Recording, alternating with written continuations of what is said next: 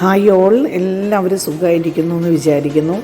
ഞാൻ കുറേ നാളുകളായി വ്ളോഗ് ചെയ്തിട്ട് ഈ ഒരു വ്ളോഗ് എന്ന് പറഞ്ഞാൽ ഒത്തിരി പ്രിയപ്പെട്ട വ്ളോഗാണ്. പക്ഷേ തിരിച്ച് വന്നു കഴിഞ്ഞപ്പോൾ, കാനഡയിൽ പോയിട്ട് തിരിച്ച് വന്നു കഴിഞ്ഞപ്പോൾ ഒരല്പം പോലും സമയം കിട്ടിയില്ല. പലതരം തിരക്കുകൾ കാരണം. ഇത് ഞാൻ മോൻ്റെ അടുത്തേക്ക് പോകാൻ വേണ്ടിയിട്ട് ജൂൺ 21 സത്യം പറഞ്ഞാൽ അത് കഴിഞ്ഞ പിന്നെ ഒരു വ്ളോഗ് ചെയ്തിട്ടില്ല. വ്ളോഗ് ചെയ്യാനുള്ള എല്ലാ കണ്ടൻറ്റുമായിട്ട് കയ്യിലിരിപ്പുണ്ട്.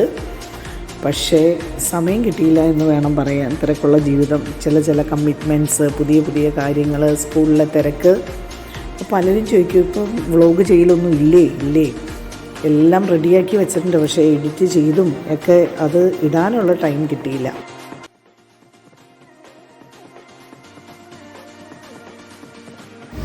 അങ്ങനെ 2019 പോകാനിരുന്ന കാനഡ യാത്ര 2024 നടക്കാണ്ട്. അപ്പോൾ ഇൻ ദ എമിറേറ്റ്സ് ഞങ്ങൾ വിടുകയാണ് ദുബായിക്ക്. അപ്പോൾ ചെക്കിനെല്ലാം കഴിഞ്ഞ് എമിറേറ്റ്സിൻ്റെ ഫ്ലൈറ്റിൽ ഞങ്ങൾ ദുബായിക്ക്, ഫസ്റ്റ് ഡെസ്റ്റിനേഷൻ ദുബായിയാണ്. അങ്ങനെ ദുബായിലേക്കുള്ള യാത്രയിലാണ്. ഞങ്ങളൊരു പ്രൈവസി വേണമല്ലോ എന്നോർത്ത് ഫ്ലൈറ്റിൽ കിടന്ന് അധികം ഒച്ച ഉണ്ടാക്കാനൊന്നും പറ്റില്ലല്ലോ.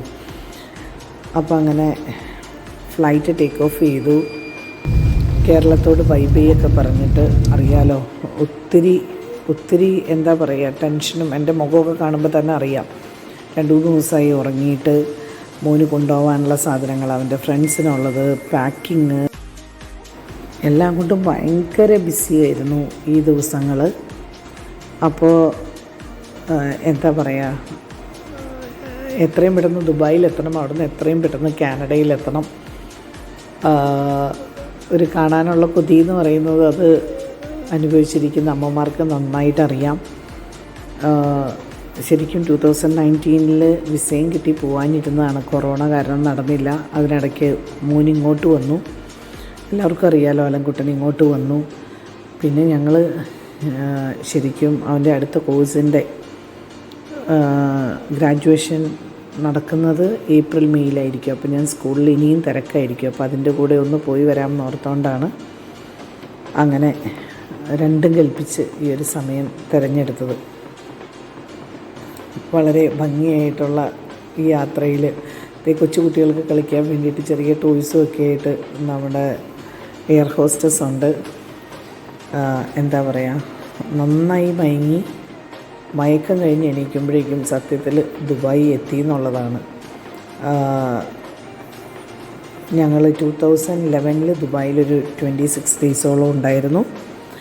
അത് കഴിഞ്ഞ് പിന്നീട് ഇത്രയും കാലത്തിന് ശേഷം ദുബായ് എയർപോർട്ട് ഒന്ന് പുറത്തിറങ്ങുന്നില്ല. എയർപോർട്ടിൽ 13 മണിക്കൂർ ലേ ഓവർ ഉണ്ട്. അപ്പോൾ ലാൻഡിങ് കാഴ്ചകളാണ് ഈ കാണുന്നത്. ദുബായിൽ അവർ പൊന്നു വിളയിക്കുന്നത് എങ്ങനെയാണെന്നറിയാലോ, ഒരു ഡെസേർട്ടിൽ എങ്ങനെയാണ് പൊന്നു വിളയിക്കുന്നതെന്ന്. അപ്പോൾ 13 മണിക്കൂർ ദുബായ് ഇൻ്റർനാഷണൽ എയർപോർട്ടിൽ നമ്മൾ റൂം ബുക്ക് ചെയ്തിരിക്കുകയാണ്. ഇത് കാണാൻ തന്നെ ഭയങ്കര ചന്തമുള്ളതാണല്ലോ, എയർപോർട്ടും അതിലെ കാര്യങ്ങളും വിഷ്വലുകളൊക്കെ അടുത്ത വീഡിയോയിൽ കാണിക്കാം. ഏതായാലും കുറച്ച് നാളുകൾക്ക് ശേഷം എന്തായാലും ഇത് പോസ്റ്റ് ചെയ്യണമെന്ന് തന്നെ വിചാരിച്ചാണല്ലോ കഷ്ടപ്പെട്ട 40 ദിവസത്തെ യാത്രകളും. മോൻ്റെ ബർത്ത്ഡേ 25th ബർത്ത്ഡേ ഞങ്ങളവിടെ വെച്ച് ആഘോഷിച്ചു. അതുമെല്ലാം നമ്മൾ വ്ളോഗാക്കി ഇടുന്നതായിരിക്കും. അപ്പോൾ ദുബായിലെ കാഴ്ചകളും ഒക്കെ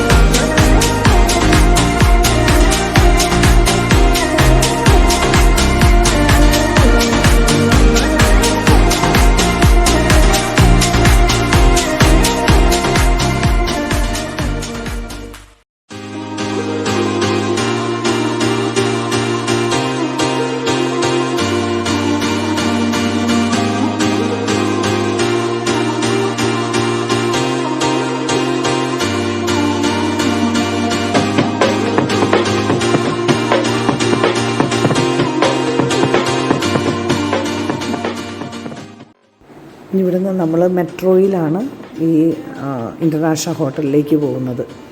അപ്പോൾ മെട്രോയിൽ നമ്മൾ അവിടെ ചെന്ന്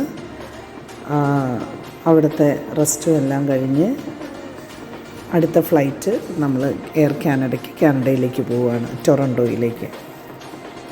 വെരി ബ്യൂട്ടിഫുൾ, കാണാൻ എന്താ ഭംഗി. എല്ലാ ഭാഗത്തും നമുക്ക് നോക്കി നടക്കാം. സിംഗപ്പൂർ ചങ്കി എയർപോർട്ടിൽ പോണ പോലെ തന്നെ ദുബായിയുടെ ഈ എയർപോർട്ടും വളരെ കാണാൻ ഇൻഫ്രാസ്ട്രക്ചറും ഭംഗിയും എല്ലാം വളരെ പറ്റാവുന്നതെല്ലാം ക്യാപ്ചർ ചെയ്തിട്ടുണ്ട്.